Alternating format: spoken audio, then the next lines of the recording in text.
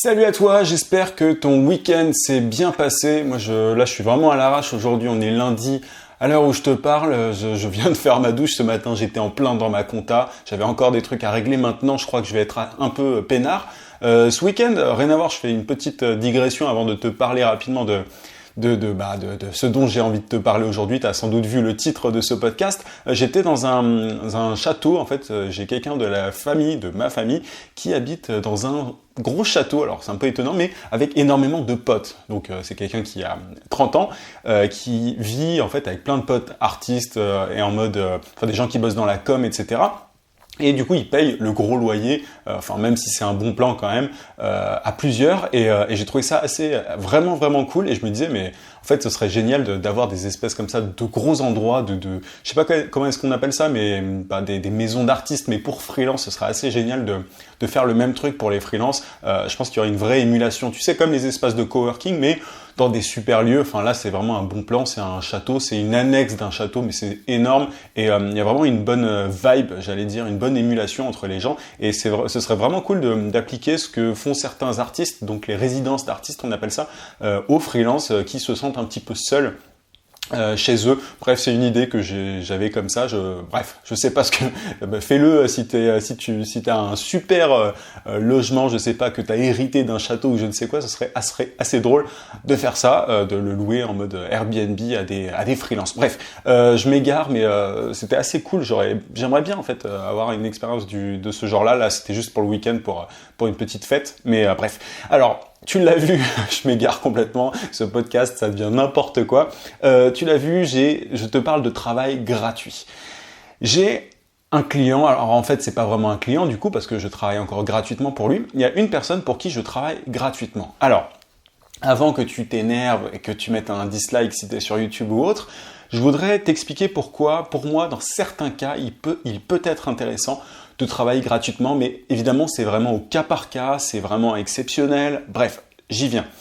Il y a beaucoup de gens, et je le vois notamment dans des groupes Facebook, qui proposent des logos gratuits, des designs gratuits, bref, des trucs, tu vois, que beaucoup de gens facturent normalement et gratuitement. J'avais vu ça sur un groupe Facebook de graphistes il n'y a pas très longtemps. Il y a énormément de graphistes, et alors parfois français, parfois pas français, mais qui proposent des designs gratuits, des logos gratuits, bref, qui travaillent gratuitement. Et à chaque fois, ça m'étonne.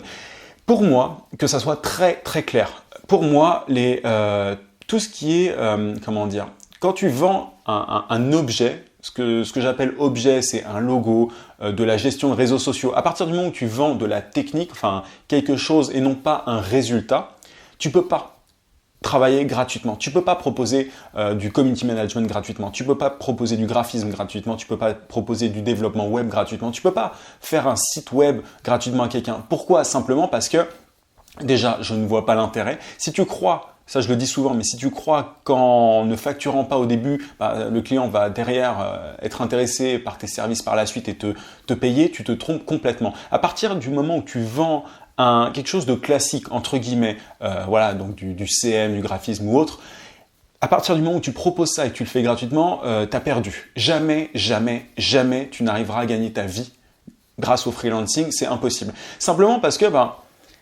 si tu commences très bas, je le dis très régulièrement, mais à partir du moment où tu commences très très bas, si tu as un client qui a de l'argent, il se tournera vers quelqu'un qui facture parce qu'il considérera que toi qui ne factures pas, tu fais ça comme un hobby, c'est pas ton vrai boulot, tu vois, tu fais ça pour le plaisir. Donc tu ne seras pas mis dans la case entre guillemets professionnelle, tu feras partie des gens qui font ça comme un hobby. Le truc en plus que tu fais, et ça c'est dégueulasse, si c'est ton cas évidemment, quand je dis tu, c'est pas forcément ton cas, mais là où c'est dégueulasse, c'est que toi, tu proposes peut-être un logo gratuit, mais il y a plein de gens qui vivent de ça, qui sont prêts à le faire, pas forcément pour très cher parfois d'ailleurs, mais voilà, du coup, tu voles, entre guillemets, le boulot de certaines personnes. Et il n'y a aucune raison que tu fasses ça, parce que ça ne t'apporte rien. Je veux dire, tu vois, tu ne demandes pas d'argent, derrière, le client, il va pas te payer par la suite, à quelques exceptions près, il se dira pas, ah tiens, lui, il me l'a fait gratos, il est sympa, je vais le payer pour d'autres trucs. Ça marche pas, ça c'est dans ta tête, c'est pas possible, ça n'existe pas.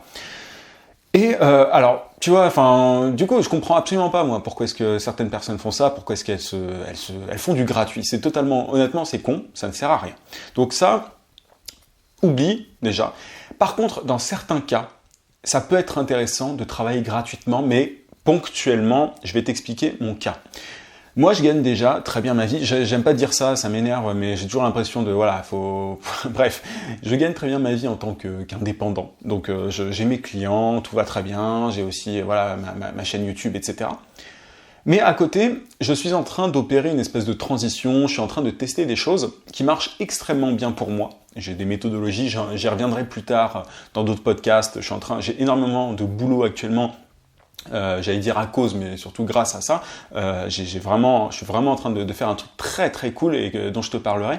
Mais du coup, je suis en train d'opérer une transition. J'ai envie de m'orienter doucement vers d'appliquer cette méthodologie que j'ai pour moi à d'autres clients. Alors, j'essaie tout simplement de leur proposer ça. Et pour voir si ce que je m'applique à moi-même marche pour d'autres, je propose notamment à un client actuellement de travailler gratuitement. Alors, je lui ai en gros dit que pendant un mois, je lui proposais la prestation gratuitement. À la fin du mois, si elle est contente des résultats, je lui ferai payer. Pourquoi est-ce que c'est très différent des graphistes qui proposent des logos gratuits, etc. C'est très différent parce que ce que je propose, ma promesse, c'est pas un objet, comme ce que je te disais, c'est pas un logo, c'est pas je gère vos réseaux sociaux, c'est pas un site web, c'est un résultat business. Ce que je lui dis à mon client potentiel, parce qu'au final, je bosse gratos, parce que j'ai le temps aussi, tu vois, enfin j'ai le temps, je gagne ma vie à côté, je peux me permettre de faire ça. Mais c'est pas qu'une question de temps. Je me permets de travailler gratuitement parce que derrière, ce que je dis à ce client, donc, c'est je peux vous faire gagner temps. En gros, c'est ce que je lui dis. Je lui dis, grâce à ma méthode, si elle marche bien, en tout cas moi je me l'applique, elle fonctionne, si elle marche bien, je peux vous faire gagner de temps. Ce que je vous propose, c'est de faire un test pendant un mois gratuitement. Et si à la fin du test, tout fonctionne et que vous êtes content des résultats, je vous ferai payer, quoi, normal. Et ce ne sera pas donné, ce sera même cher. Je le dis de manière très très explicite. Là, c'est un test, c'est exceptionnel parce que je suis en train de débuter quelque chose. Je ne suis pas sûr du résultat. Je pense vraiment que ça peut vous apporter beaucoup. Mais pour ça, il me faut un mois de test. Et je vous facture rien. Alors du coup, le client, honnêtement, tu vois, il a aucun risque. Il se dit, très bien, pas de souci, quoi. Enfin, j'ai réussi à le convaincre de manière très très facile. Tu m'étonnes, vu que je lui propose de lui faire gagner énormément d'argent gratuitement. Le client, il se dit, il n'y a pas de risque, quoi. Je vais me lancer. Mais c'est vraiment un cas très très précis. À partir du moment où tu gagnes déjà ta vie, et au-delà de ça, à partir du moment où tu promets un résultat concret, tu peux te permettre, surtout si tu as le temps de le faire et que tu n'as pas besoin d'argent à court terme, tu peux te permettre de proposer gratuitement, ponctuellement, quelque chose parce que tu ne voles pas l'argent de qui que ce soit. Moi, tu vois, le truc que je propose aujourd'hui, c'est un truc que personne d'autre ne propose. Je ne vole le travail de personne parce que je ne suis pas en train de proposer un logo ou du community management ou je ne sais quoi. Je suis en train de proposer une méthode qui m'est propre, qui m'appartient, que j'ai inventée. Et du coup, derrière, tu vois, éthiquement, il n'y a aucun problème, moralement, il n'y a aucun problème aussi. Je me dis, voilà, cette personne-là, elle payerait personne d'autre pour le faire. Donc, que je lui propose gratuitement ou pas, c'est mon problème en fait. Tu vois, c'est mon problème si j'ai envie de travailler gratos et de perdre du temps si ça ne marche pas, c'est mon souci. Mais je ne vole l'argent de personne et d'un autre côté, tu vois, je gagne très bien ma vie, c'est un test, c'est ponctuel. Mais il faut vraiment distinguer et je veux pas que tu proposes tes services gratuitement à partir du moment où tu n'es pas capable de promettre un résultat concret. Tu vois, je t'ai parlé notamment la semaine dernière des compétences à haute valeur ajoutée. C'est ça, moi, que je vends à mon client potentiel. C'est même pas ses compétences, c'est un résultat. À partir du moment où tu peux proposer un résultat que personne ne peut promettre derrière ou alors très très peu de monde, tu peux te permettre de faire un test gratuit et de dire derrière, par contre, je vous ferai payer. Ça te permet derrière de ne pas flipper, de proposer un nouveau truc, un truc innovant ou quelque chose que tu n'as jamais testé parce que tu as un filet de sécurité et tu dis, bon, je suis pas sûr de moi à 100%, pour moi ça fonctionne, je pense que ça peut le faire, mais par souci de sécurité, entre guillemets, pour tester, Je vous propose de vous le faire, de vous aider et de vous aider à atteindre tel résultat gratuitement. Si vous êtes content, on continue. Si vous n'êtes pas content, on s'arrête et j'aurais pris le risque moi de mon côté. Mais il faut vraiment distinguer. Si tu es community manager, graphiste, bref, tu as compris. À partir du moment où tu proposes pas un résultat, où tu proposes pas quelque chose d'unique, quelque chose de, tu vois, lié vraiment au business de ton client potentiel, bah, tu peux pas proposer le truc gratuitement parce que ça s'appelle du vol. Et vraiment, tu vois, que ça soit très très clair. À partir du moment où tu proposes un truc gratuitement alors que c'est normalement payant, ça s'appelle du vol. Moi, je différencie vraiment ce que je suis en train de faire à ce que font les petits freelances qui proposent des trucs gratuits. Parce que ce que je propose est unique.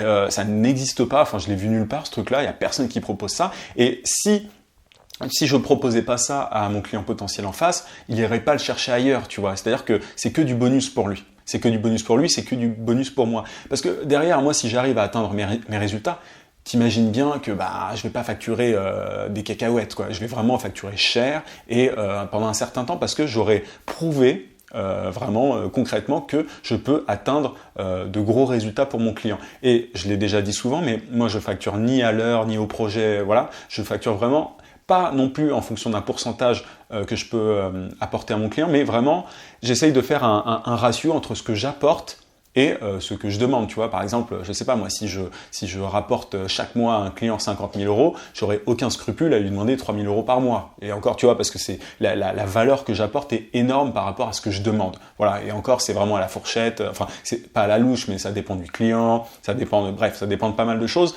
mais j'y reviendrai peut-être, mais voilà, c'est totalement différent de quelqu'un qui va proposer, je sais pas, de la gestion Facebook ou un logo ou un site ou machin gratuitement. Ça, c'est pas possible parce que tu voles du travail, encore une fois, d'autres personnes et ça ne t'apporte rien. Moi, ça m'apporte quelque chose dans le sens où je sais que ce client-là, vu que personne d'autre, il n'y a pas de concurrence à côté, vu que personne d'autre ne peut lui proposer et lui promettre ce que je lui promets moi, il n'ira pas voir ailleurs et je perds rien, tu vois. C'est juste un mois de test gratuit et derrière, si j'ai des résultats, si ça marche, il sera tellement content que il pourra pas demander à quelqu'un d'autre de faire le travail à ma place pour moins cher parce qu'il en connaîtra pas. Donc tu vois, c'est vraiment très particulier comme cas, tout le monde ne peut pas le faire. Ça, c'est vraiment quand tu as atteint un certain niveau. Et j'avais déjà parlé, je parle souvent de ça, mais je vois vraiment les choses comme une suite d'étapes, une espèce d'escalier. Au début, il faut que tu commences avec des prix dans la moyenne, il faut que tu commences, tu vois, tu t'inspires un petit peu des prix du marché. Ensuite, tu peux un petit peu te détacher de ça, être un freelance premium, etc., etc. Et l'objectif de tout freelance, et ça, il faut que ce soit très très clair, ça devrait, c'est pas forcément le cas et malheureusement, et c'est aussi pour ça que moi je t'invite à faire ça, j'essaye de t'aider à ça. L'objectif normalement c'est d'augmenter ton prix constamment.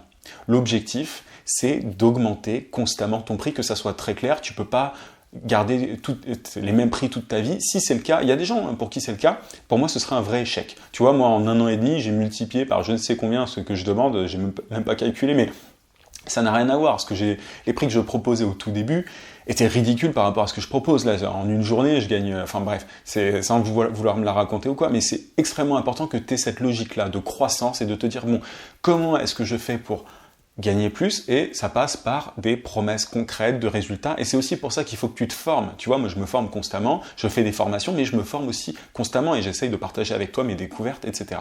Et c'est ça qui m'amène aujourd'hui à pouvoir faire des tests parce que je suis dans une position confortable, entre guillemets, où en gros, je gagne largement assez pour pouvoir travailler un peu gratos pour quelqu'un, sachant que derrière, la récompense, entre guillemets, est énorme par rapport à ce que j'investis. Tu vois, pendant 1 mois, je travaille, ça me prend pas forcément énormément de temps, et derrière, si ça marche, je peux gagner énormément d'argent. Mais ça, voilà, du coup, je ne suis pas un esclave qui travaille gratuitement, c'est très très réfléchi, c'est calculé, mais il faut pas que cette approche entre dans les mains, soit entre les mains de freelance débutants, parce que c'est le pire truc qui puisse arriver pour un débutant, c'est de proposer du gratuit.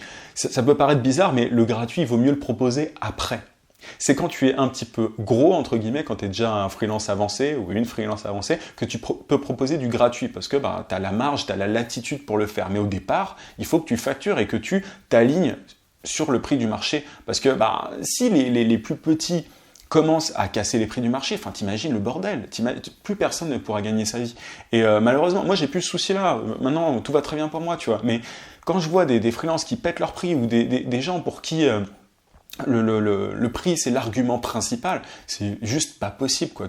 Quand je vois des agences qui proposent des sites web à 125 €, mais c'est pas possible, c'est pas possible. Au lieu de faire ça, forme-toi, apprends à avoir des résultats plutôt qu'à voilà. Il y a deux types honnêtement de freelance. Il y a les freelances médiocres et les freelances normaux, tu vois, parce que les freelances médiocres, leur seul argument c'est le prix. Si tu es vraiment passionné par ton métier, tu as envie d'avoir le plus de résultats possible pour tes clients. Tu vois, moi j'ai encore plein de rendez-vous cette semaine, j'ai arrêté de prospecter honnêtement parce que j'ai beaucoup trop de rendez-vous, mais parce que ce que je propose intéresse. Si je suis capable derrière de le délivrer, j'arrivais à délivrer des résultats grâce à la pub Facebook. Aujourd'hui, je tente autre chose. Si j'arrive à délivrer ces résultats-là, derrière, je peux gagner énormément d'argent. Donc, je t'invite à continuer à te former vraiment tout le temps. C'est pas parce que je vends des formations que je te dis ça, c'est pas parce que ça me fait plaisir ou quoi. C'est vraiment parce que je passe mon temps à me former, j'apprends énormément de choses et c'est comme ça que j'arrive à gagner ma vie, quoi, et de mieux en mieux. Donc voilà un petit peu ce que je voulais partager avec toi. J'espère que ça t'a été utile. Voilà un petit peu. Bref, je te rappelle que tu peux télécharger ma formation vidéo gratuite pour trouver des clients rapidement en freelance. Si tu es sur YouTube, il te suffit de cliquer juste en haut sur le i. Si tu es sur le podcast, tu as le lien en description. N'oublie pas aussi de t'abonner à la chaîne si ce n'est pas déjà fait et à activer les notifications en cliquant sur la cloche sur YouTube. Tu peux aussi laisser un gros pouce, ça me ferait super plaisir. Je te dis à demain 18h. En attendant, n'oublie pas, vis sans limite. À plus.